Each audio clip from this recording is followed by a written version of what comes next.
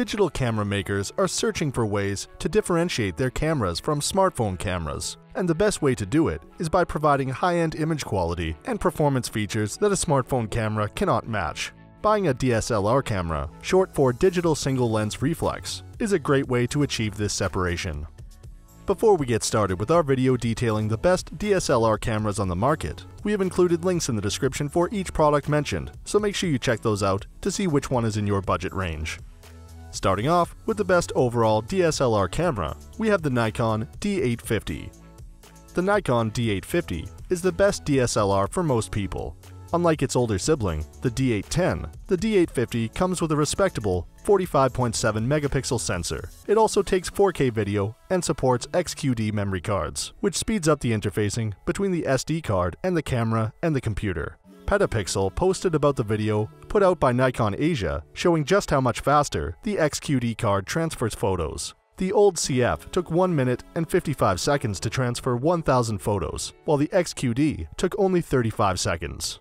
Apart from that, the D850 has all the same features and superlative qualities as the D810, but with no pop-up flash, which is not something most people use at this level of photography anyhow. The big difference is that you get a much higher resolution, which is great, especially when cropping photos, and you can shoot 4K video at 30p, which isn't great at high speed or in low light. Otherwise, it's weather sealed, holds 2 memory cards, shoots 7 frames per second, has a faster image processing speed, and is probably likely to be around a little longer as it's 3 years younger. TechRadar calls the D850 high resolution meets high speed. Digital Trends and Ken Rockwell are similarly enamored by the D850.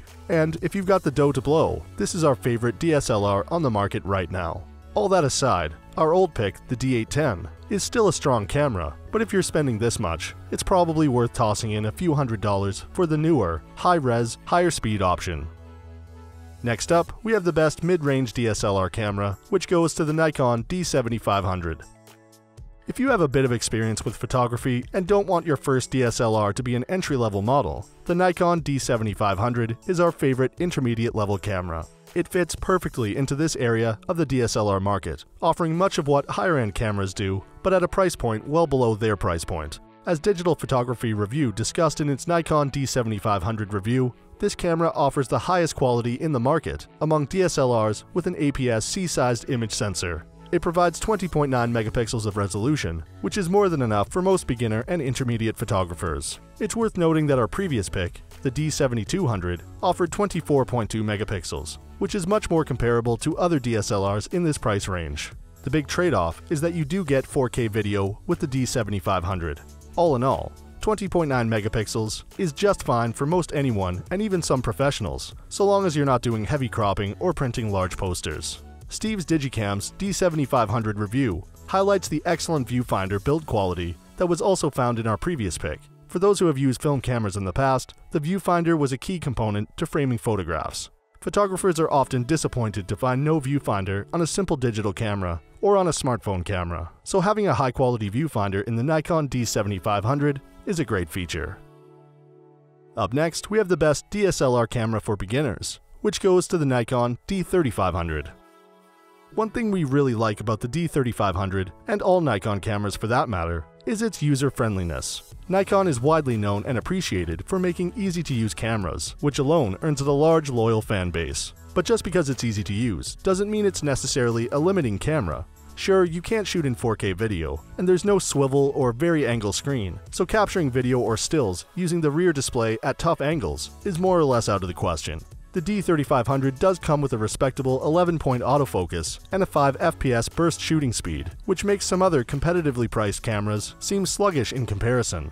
Another huge benefit of this camera, especially when compared with mirrorless cameras, is its battery life. Because the D3500 is relatively low-tech, it doesn't burn up as much power and can fire off about 1,500 shots before you run out of charge. In contrast, higher-tech DSLRs and most mirrorless cameras tear through a battery in several hundred shots. TechRadar calls the D3500 a great entry into the world of photography, and it's relatively new, but 30 reviews on Amazon have earned it a 4.6-star rating. After a steady month of testing, we don't know a better camera at this price point, and certainly not a full kit that stacks up for under $500. As far as we're concerned, this is the best entry-level DSLR you can buy. Next, we have the best high-resolution DSLT camera, which goes to the Sony A99 II. Unlike the rest of the cameras in this guide, Sony's A99 II is a DSLT, digital single lens translucent. You're surely familiar with the DSLR cameras, but what's a DSLT? In short, you might think of it as a hybrid between a DSLR and a mirrorless camera. At length, the T stands for translucent in reference to the mirror, because it uses translucent mirror technology, which, in plain terms, means the mirror is translucent and fixed. The mirror allows about 70% of the light your shutter lets in through to the sensor, and the remaining 30% or so up to the phase detection autofocus sensor. On a DSLR camera, the R stands for reflex, also in reference to the mirror, and the mirror pops up to let light hit the sensor when you fire a shot. The difference in practical terms, you've got one less moving part, so you can shoot more frames per second, and because the reflex mirror in the DSLRs moves, it creates vibration, affecting image quality. In its Sony A99 II review, Photography Blogs points out the excellent image and video quality this camera can obtain.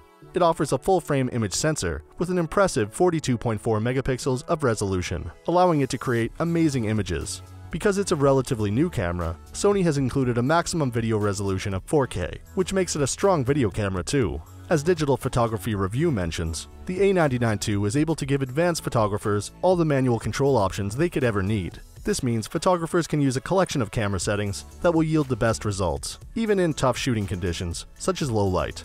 It's a great all-around camera, in addition to offering a high-resolution count.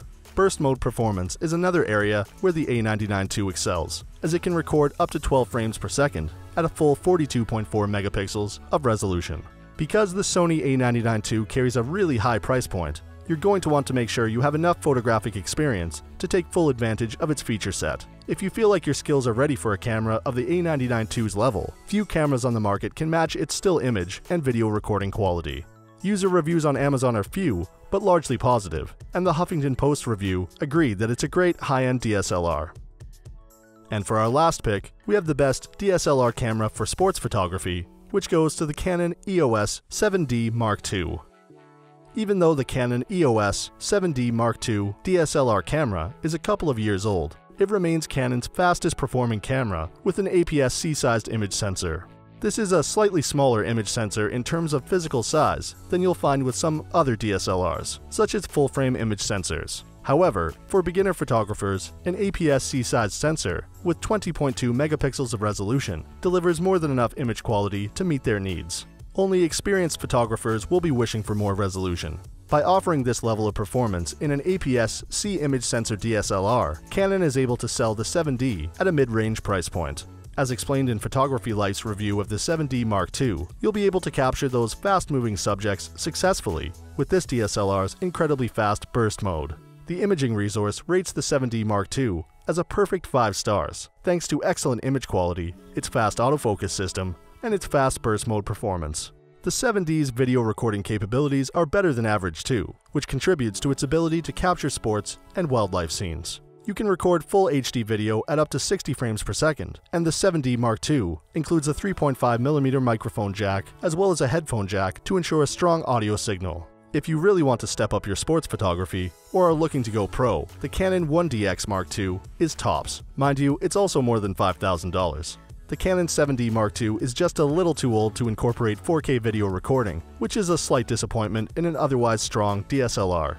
TechRadar, PocketLint, CNET, and PCMag all gave it good scores, and user reviews on Amazon are also positive. So that sums up our top DSLR cameras of 2019. We hope you enjoyed. If you did, please leave a like on the video, and if you're new here, hit that subscribe button. Until next time, have a great day.